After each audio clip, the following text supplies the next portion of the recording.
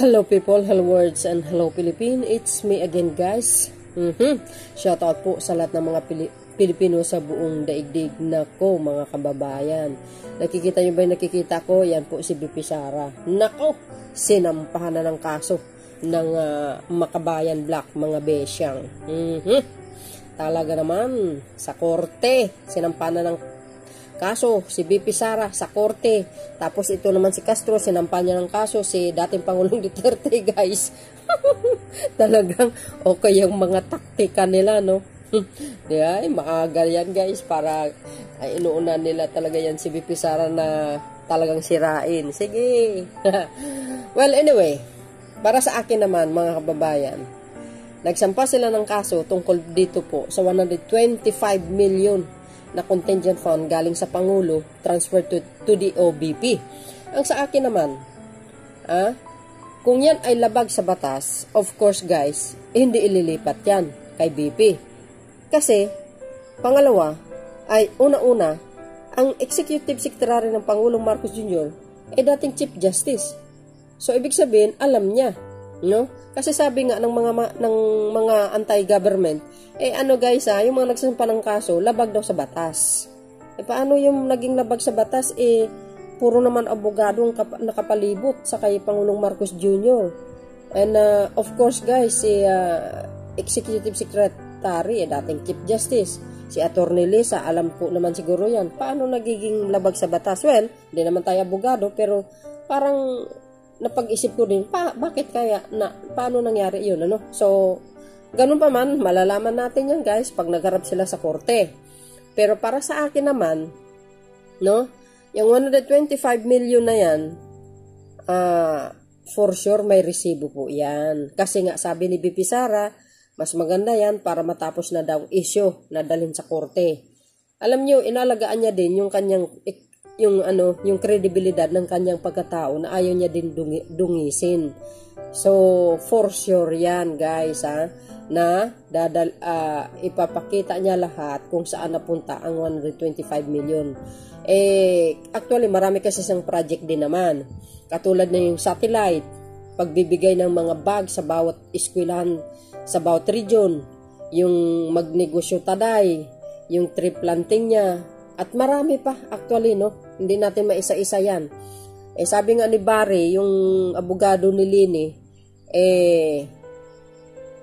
si BP Lini daw dati, wala namang confidential fund. Okay. Sobrang linis nila, guys. Sa totoo lang, napakalinis talaga nila, no? So, anyway, walang confidential fund si Lini. Paano maging may confidential fund yun? Wala naman siyang project na malalaki. Ano magkaroon ng confidential? Saan niya lalagay? Yung budget ng Office of the Vice President, saan napunta? May nakita ba kayong mga project na malalaki?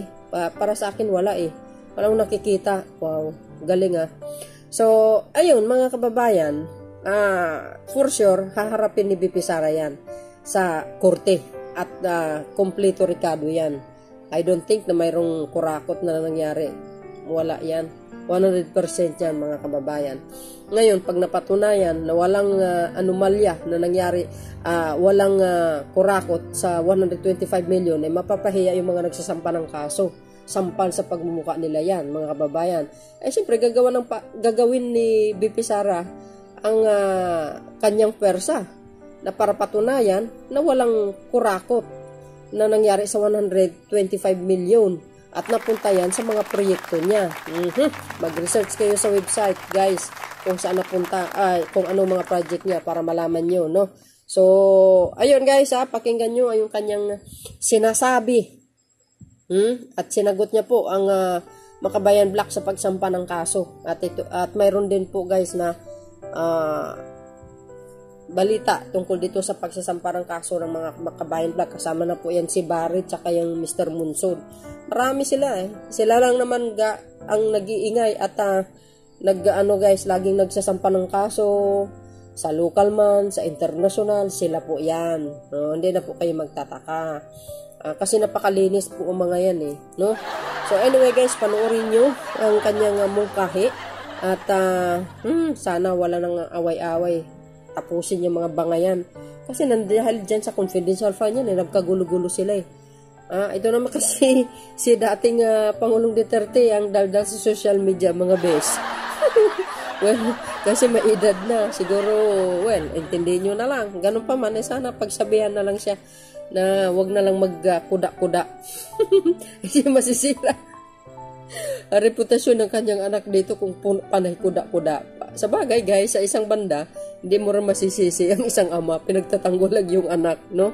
Ganun yun no? Pero all in all, sana wag na lang siyang sumali sa mga ganyang usapin. At isa pa, pagtapos is tapos na. Wag nang magkuda-kuda sa social media. Lalo itong mga DDS guys sobrang iingay sa sama ng mga pinagsasabi nila. Ay nako, magtigil-tigil kayo. So anyway guys, pakinggan nyo. But before that, don't forget to like, hit the button bell para laging update sa aking upload videos. Bye, bye, bye. Babush! God bless Philippines! Commissioner Gus Lagman at Attorney Barry Gutierrez ang pag-aayin sa Korte Suprema ng 49 na pahinang petisyon laban sa confidential funds ng Office of the Vice President. Pinapadeklara nilang unconstitutional ang paglipat ng 125 million pesos mula sa contingency fund ng Office of the President para maging confidential funds ng OVP. Gate ng petitioners, dapat ibalik ng OVP ang perang ito sa National Treasury. Ito pong pera na ginagamit nila ay pera na nanggagaling sa publiko. Ang pag ginagastos po nila ito, dapat pinaliliwanag nila, unang-una, dapat po yan nakabudget. Kaya nga po meron tayong legislature, silang nag-a-approve ng budget. So dapat po yan dumadaan sa tamang proseso. Ayon sa petitioners, dapat malinaw kung tama ba ang ginawang paglipat ng pondo sa OVP. Kapag hindi sinunod itong mga patakang ito ay nagbubukas ng pinto para sa abuso at para sa paggastos ng ating pera nang walang maliwanag na sigurado ka? Walang maliwanag anong abuso? na paliwanag. Bukod kina Lagman at Gutierrez, ilan pa sa mga petitioner ay sina Christian Monsod na isa sa mga framer ng 1987 Constitution at ang ekonomista si Shelo Magno na kamakailan ay nag-resign bilang Finance Undersecretary.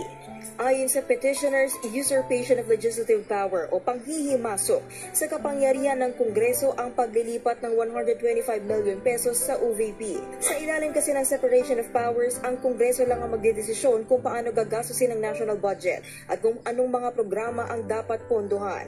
Inexistent item o wala daw kasi sa 2022 national budget ang 125 million pesos na confidential funds ng OVP na ayon sa report ng Commission on Audit ay ginasta sa loob lamang ng 11 araw.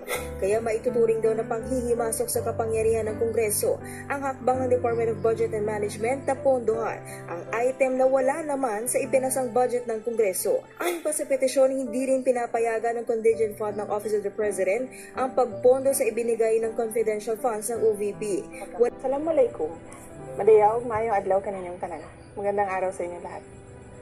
Malugod po naming tinatanggap ang pagkakataong talakayin ang legalidad ng paglilipat ng pondo.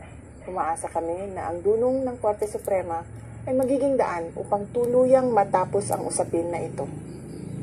Ngayon naman, tutukan natin ang mahirap na tungkulin sa pagpapataas ng antas ng kalidad ng edukasyon sa ating bansa at pagprotekta sa ating mga mag-aaral at mga kawani ng Department of Education mula sa lahat ng uri ng banta at pang-aabuso. Napakahalagang pagtuunan din natin ng pansin ang pagtugon ng mga mahalagang isyu ukol sa presyo ng mga bilihin na nakakaapekto sa ating mga mag-aaral at kanilang mga pamilya. Syukran.